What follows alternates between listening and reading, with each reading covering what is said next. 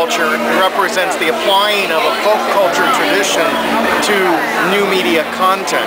Because folk culture has always been participatory, it's always had a strong sense of remixing, it's always included the audience was part of the performance, whether we're thinking about the samba schools or the carnival here in Brazil.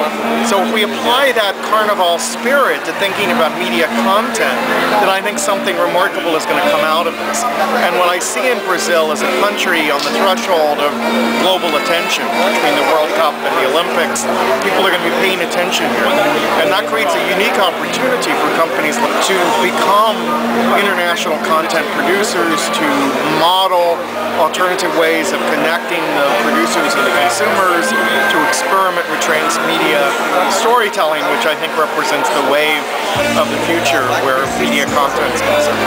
How do you think the social media here in Brazil is going to work to help this kind of action? I mean, I think social media is the key of what I call spreadable media. But spreadable media is media in the hands of consumers. Media where consumers spread the word and engage other people with content that matters to them. And media content gets passed along as gifts from one community to one member of a community to another.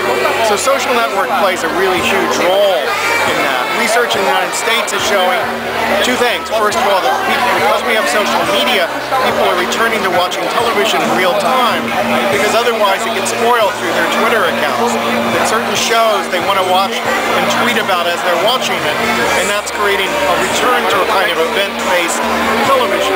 The second thing we're seeing is that Twitter may be the best indicator of how well a movie opens, not just because it allows us to see the buzz, the conversations people are having about the movie, but it also amplifies those conversations and allows people to discover new movies and to discuss them among themselves. It makes word of mouth much more powerful than it's been before.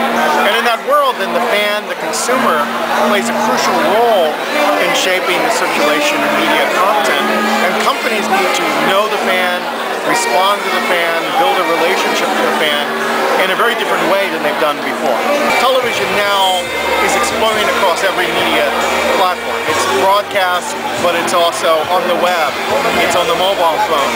And that's part of what creates the opportunity for transmedia entertainment is that pieces of the story can be scattered across media platforms, and that creates incentive for us to return to that content again and again, creating multiple touch points for brands, but also creating an expanded canvas for storytellers to work on.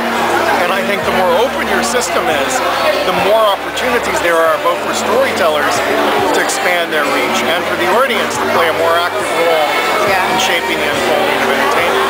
Here in Brazil we have the soap operas, but it's a kind of difference because we spent about 8 months with the same story, and it has the end. I mean, I think I've always thought countries that have a fixed duration of a television show have certain advantages for storytellers. We saw in the States that when the Lost producers discovered they could have 5 seasons and end, that gave them a structure and a rhythm that they could build on, and the result is a richer, more interesting program than one that has to be infinitely treading water because it doesn't know how long the story is going to be.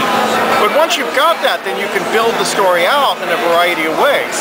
So if we think about Star Wars, it has a fixed duration, 6 films, but through games, through comics, through novels, there are more and more elements of the history. We've gone back in time to the Old Republic. It's discovered and explored different areas of that world. And so you can build on that established base and extend it in transmedia ways that allow us to continue to capitalize on a story that's really caught the imagination of the public. Okay, could you have just a message? I mean, I think creatives should be rejoicing in the fact that we're living in a period of enormous innovation, a highly generative period in which what a story is changing. And the question is, it's going to change inevitably for economic reasons, that economically stories are going to travel across every media channel. But it is up to the artist to seize the creative potential of that, to create from that something that's new, that's fresh, that's meaningful, that enriches the culture. And I think that's the challenge that artists face in the 21st century.